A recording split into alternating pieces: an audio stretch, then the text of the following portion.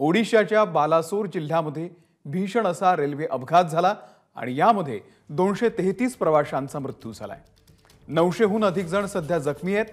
शुक्रवारी संध्याकाळी 7 वाजताच्या सुमारास ही घटना घडलेली आहे। हावडा चेन्नई कोरोमंडल एक्सप्रेसचे काही डबे रुळावरून घसरलेले होते। यामध्ये कुठलीही जीवितहानी झालेली नव्हती। मात्र काही क्षणांमध्येच या घसरलेल्या डब्यांवरती समोरून येणारी ट्रेन धडकली आणि मग मृत्यूचं तांडव सुरू झालं। यशवंतपूर हावडा सुपरफास्ट ट्रेनच्या चालकाला जवळच असलेल्या अपघाताबाबत माहित नसावं म्हणून त्याची ट्रेन पूर्ण वेगामध्ये होती आणि हीच ट्रेन घसरलेल्या डब्यांवरती जाऊन आदळली। शोध आणि बचाव कार्य युद्धपातळीवरती सध्या सुरू आहे। एनडीआरएफच्या 4 तुकड्या, 30 डॉक्टर्स, 200 पेक्षा जास्त पोलीस कर्मचारी आणि 60 रुग्णवाहिका सध्या घटनास्थळी आहेत। ओडिशा सरकारचे अनेक मंत्री देखील काल रात्रीच अपघाताच्या ठिकाणी पोहोचलेले आहेत। मृतांच्या नातेवाईकांना प्रत्येकी 10 लाख रुपयांची मदत जाहीर करण्यात आलेली आहे, तर गंभीर जखमींना 2 लाख रुपयांचं सहाय्य केलं जाणार आहे। अत्यंत भीषण आणि दुःखद अशी बातमी, 233 जणांचा आतापर्यंत मृत्यू झालेला आहे, तर अजूनही 900 पेक्षा जास्त लोक गंभीर जखमी आहेत।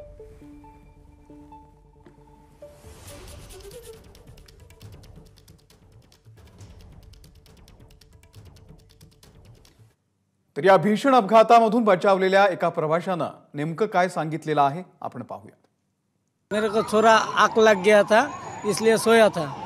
उसी टाइम जब गाड़ी पलटी हुआ तब हमारा नींद तोड़ गया। ठीक है, उस टाइम देखा हमारा जो बोगी में जितना आदमी था, रिजर्वेशन बोले तो जनरल का जैसा है, और 10-15 आदमी मेरा बदन के ऊपर पूरा आके गिर गया।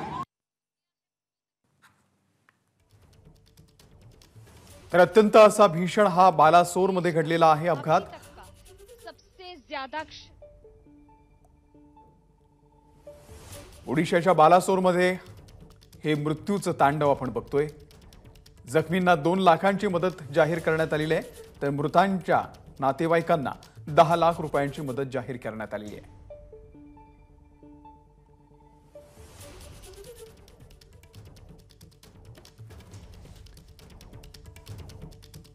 मुख्यमंत्री एकनाथ शिंदे यांनी सुद्धा या संदर्भामध्ये ट्विट केलेलं आहे, आपण पाहूया। तर ओडिशामधील रेल्वेच्या भीषण दुर्घटनेचं वृत्त क्लेशदायक आहे। अपघातामध्ये बळी पडलेल्या प्रवाशांना अश्रुपूर्ण श्रद्धांजली। ही घटना सहन करण्यासाठी मृतांच्या कुटुंबियांना बळ मिळो। जखमींच्या प्रकृतीमध्ये लवकर सुधारणा व्हावी ही प्रार्थना महाराष्ट्राचे मुख्यमंत्री एकनाथ शिंदे यांनी या भयंकर अशा अपघातासंदर्भात ट्विट करून आपल्या वेदना व्यक्त केलेल्या आहेत। यासोबतच आपल्या देशाचे पंतप्रधान नरेंद्र मोदी यांनी सुद्धा ट्विट केलेलं आहे। ओडिशामधील रेल्वे अपघातामुळे आपण व्यथित असल्याचं पंतप्रधानांनी म्हटलेलं आहे। या दुःखाच्या प्रसंगी माझे विचार शोकाकुल परिवाराच्या सोबत आहेत। जखमी लवकर बरे व्हावेत अशी प्रार्थना। रेल्वे मंत्री अश्विनी वैष्णव यांच्याकडून आढावा घेतला। बचाव कार्य सुरू असून बाधितांना शक्य ती सर्व मदत करणार आहे। राज्याचे उपमुख्यमंत्री देवेंद्र फडणवीस यांनी सुद्धा ट्विट केलेलं आहे। ओडिशामधील रेल्वे दुर्घटनेचं वृत्त ऐकून अतीव दुःख झालं। अपघातामध्ये मृत्यू झालेल्या प्रवाशांना श्रद्धांजली अर्पण करतो। जखमी प्रवासी लवकर बरे व्हावेत अशी ईश्वरचरणी प्रार्थना। त्यानंतर राज्यातले मोठे नेते शरद पवार यांचं सुद्धा ट्विट आहे। ओडिशामधील रेल्वे अपघाताच्या बातमीचं दुःख झालं। पीडितांच्या कुटुंबियांप्रती माझ्या संवेदना आणि प्रार्थना।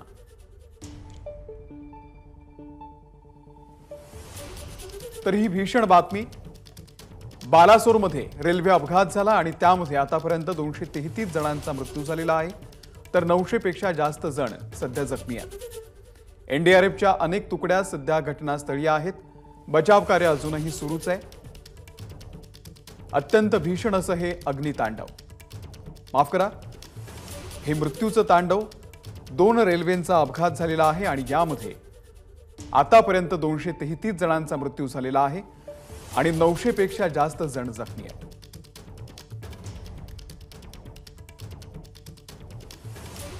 तर ओडिशाच्या बालासोर जिल्ह्यामध्ये हा सगळा भीषण रेल्वेचा अपघात झाला.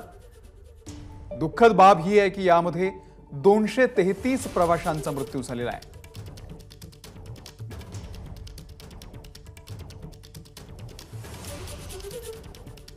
आणि या संदर्भातला अधिक आढावा घेतलेला आहे. अधिक माहिती देत आहेत आमच्या प्रतिनिधी मनोज्ञा. देखिए शव की संख्या बढ़ती चली जा रही है. मैं जहां खड़ी हूं वहां पर ठीक उधर यानी कि हाई कैपेसिटी पार्सल वैन से एनडीआरएफ की टीम्स बार बार शव को निकालकर यहां ला रही हैं. और ये अभी सुबह जब अभी आधे घंटे पहले तक 5 के आसपास इतने शव थे और अभी ये और बढ़ गए हैं. और ये संख्या 233 जो हुई है ये बढ़ती ही चली जाएगी, क्योंकि अभी भी माना जा रहा है कि बहुत सारे लोग ट्रेन में फंसे हुए हैं. वो किस स्थिति में हैं, क्या वो सांस ले रहे हैं या उनकी सांस रुक चुकी है, ये अभी कह पाना मुश्किल है. लेकिन अस्पताल से बार बार देखिए शव को ले जाने के लिए ये पूरा मटेरियल और उसके साथ स्ट्रेचर, जैसे जैसे स्ट्रेचर आ रहा है वैसे वैसे एम्बुलेंस में अस्पताल ले जाया जा रहा है. कुछ लोग जिंदा लौटे हैं जो थोड़े खुशकिस्मत थे, लेकिन ऐसे बहुत सारे 200 से ज्यादा लोग हैं जो इस सफर पर निकले थे घर जाने के लिए, अपनी मंजिल तक पहुंचने के लिए, लेकिन मंजिल तक तो नहीं पहुंचे. घर वालों को यहां तक पहुंचना भी बड़ा मुश्किल हो जाएगा. मैं आपको एक तस्वीर दिखाती हूं, उससे आपको समझ में आएगा. कहीं चप्पल पड़ी है किसी की, तो कहीं पर किसी का फोन पड़ा है.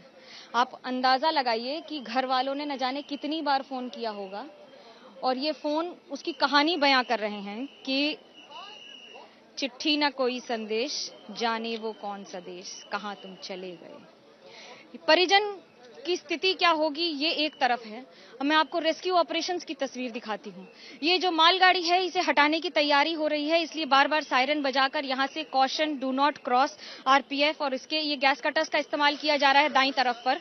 और ये गैस कटर्स के साथ इस समय इस्तेमाल इसलिए किया जाता है, सूरजदा से कहूंगी दाएं तरफ दिखाएं, गैस कटर्स हैं हाथ में, गैस का सिलेंडर और उसके साथ गैस कटर्स का इस्तेमाल होता है पूरी तरह से ट्रेन की बॉडी को हटाने के लिए. यानी कि मैं आपको एक मिसाल के तौर पे ये तस्वीर दिखाती हूँ. जो फिश प्लेट्स की बात हो रही है और जो सवाल उठ रहे हैं वो ये हैं कि क्या ये जो फिश प्लेट्स होती हैं, ये इसको फिश प्लेट कहते हैं, ये जरूरी क्यों होती हैं? क्योंकि यही पटरी से ट्रेन को बांधे रखती हैं, पटरी को जमीन से, इन पत्थरों से. और इस वजन को इसलिए दिया जाता है जिससे किसी भी तरह से जब ट्रेन चलती है तो ट्रेन का खुद 1000 किलो से ज्यादा वजन होता है. जब वो चले तो ट्रैक हिले नहीं किसी भी तरह से. और इसी फिश प्लेट से पिछली बार ज्ञानेश्वरी एक्सीडेंट में फिश प्लेट्स हटा दी गई थी, जिसकी वजह से ट्रेन डीरेल हो गई थी. लेकिन इसकी तो जांच होगी. ये एक पर्सपेक्टिव है कि इसकी जरूरत कितनी होती है, वो मैं बता रही हूँ. अब मैं आपको दिखा रही हूँ कि इस समय इस पूरे स्टेशन पर कुछ नहीं है सिवाय रेस्क्यू टीम से. जो लोग हैं गांव वाले इकट्ठा हुए हैं यहाँ देखने के लिए क्या स्थिति है अपने इलाके की, उन्हें हटाया जा रहा है. और ये कुछ बोगियां जो डीरेल हुई हैं, देखिए यहाँ पर सामने कुछ नहीं लगा हुआ है, लेकिन वो जो पीछे है उसमें पत्थर लगा के उसे रोका गया है. उसका कारण है कि यहाँ से मालगाड़ी को अलग कर दिया जाएगा. इसे अलग करने का सबसे महत्वपूर्ण कारण ये है कि जैसे ही ये अलग होगी कम से कम एक ट्रैक खुलेगा, और एक ट्रैक खुलने से जो दर्जनों ट्रेनें इस समय कैंसिल हुई हैं वो दोबारा चल सकेंगी. इसलिए क्योंकि जहां ये क्षति हुई है वहीं लाखों लोगों को दिक्कत हो रही है. ये देखिए ट्रेन हटी और ये हम लाइव तस्वीरें आपको दिखा रहे हैं कि किस तरह से ट्रैक को खाली किया जा रहा है. ये बहुत बड़ी चुनौती रहती है किसी भी रेल हादसे के बाद. उसका कारण ये है कि जब ये ट्रेन यहाँ से हटाई जाती हैं तो उस समय इक्विलिब्रियम का ध्यान रखना कि किसी भी तरह से ट्रैक से ट्रेन डीरेल दोबारा ना हो जाए. कौन सी बोगी किस स्थिति में है, पहले सारी पटरियों पे टायर, इनके सारे पहियों को चेक किया जाता है. अब मैं आपको एनडीआरएफ की टीम्स जो यहाँ काम कर रही हैं उनकी तस्वीर दिखा रही हूँ. ये सिर्फ एक बोगी है, ऐसी कम से कम 25 बोगियां पलटी हैं दोनों ट्रेन की मिलाकर. और 25 बोगियों की तबाही में आकर प्रत्येक बोगी में भी हम 100 लोगों को पकड़े कि हर बोगी में 100 व्यक्ति होंगे, तो उसके हिसाब से भी कितने सैकड़ों लोग होंगे जिनकी तबीयत, या तो जिन्हें चोट लगी होगी, या फिर जो अब इस दुनिया में नहीं रहे। एनडीआरएफ की टीम्स लगातार काम कर रही हैं, टीम्स को रेस्ट दिया जाता है और ऐसा नहीं है कि ये यहाँ बैठे हैं। दरअसल टीम वाइज काम किया जाता है। बहुत ज्यादा स्ट्रेस और प्रेशर का काम होता है रेस्क्यू ऑपरेशन। इन इलाकों में सबसे पहला काम करना पड़ता है वो है बिजली की व्यवस्था को खत्म करना, क्योंकि किसी भी ट्रैक पे, किसी भी ऊपर तार पर, कहीं भी किसी भी हालत में बिजली नहीं आ सकती है। अगर करंट आया तो जो रेस्क्यू ऑपरेशन कर रहे हैं उनको भी नुकसान हो जाएगा, उनकी जान को भी खतरा होगा।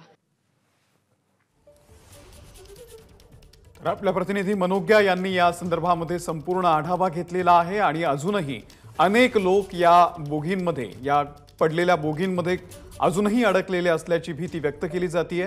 जवळपास 25 बोगी या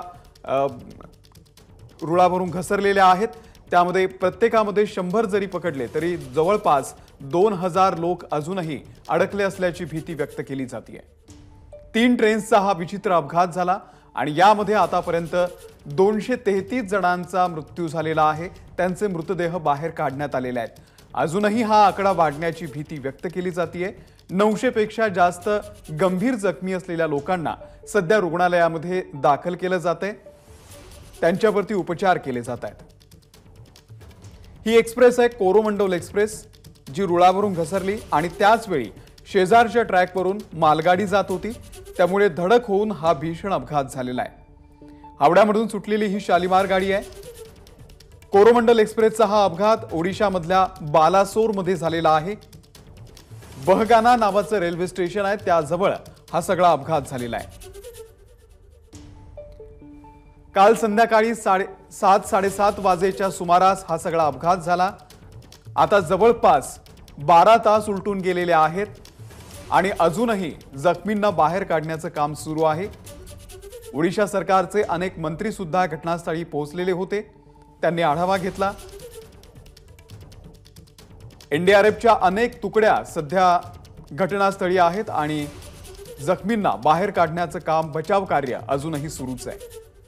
मृतांच्या नातेवाईकांना 10 लाख रुपयांची मदत सरकारने घोषित केलेली आहे, तर जे जखमी आहेत त्यांना 2 लाख रुपयांची मदत जाहीर करण्यात आलेली आहे। ही ड्रोनच्या माध्यमातून घेतलेली दृश्य आपण बघतोय आणि आपल्याला अंदाज येईल की किती भीषण हा अपघात होता। आणि अवघ्या काही मिनिटांमध्ये जे काही लोक गाडीमध्ये बसलेले होते त्यांना काय नेमकं घडलं हे कळण्याच्या आतच हा भीषण असा अपघात झाला आणि आतापर्यंत 233 जणांचा मृत्यू झालेला आहे। गाडीची अवस्था बघा, या 2 गाड्या आहेत। पहिल्या गाडीचा अपघात झाला जी दुसऱ्या ट्रॅकवरती पडलेली होती आणि शेजारून जाणाऱ्या गाडीला या ठिकाणी अपघात झाला ही माहिती नव्हती आणि त्यामुळे एकमेकांवरती आदळून हा भीषण अपघात झालेला आहे। रेल्वेच्या इतिहासामध्ये कदाचित याआधी इतका भीषण अपघात झालेला असेल। हे मृत्यूचं तांडव ओडिशाच्या बालासोरमधलं। रेल्वे मंत्र्यांनी या संदर्भामध्ये चौकशीचे आदेश जरी दिलेले असले तरी आतापर्यंत मात्र अनेक लोकांचा मृत्यू झालेला आहे। शेकडो लोक अजूनही जखमी आहेत। हा आकडा वाढण्याची भीती व्यक्त केली जाते।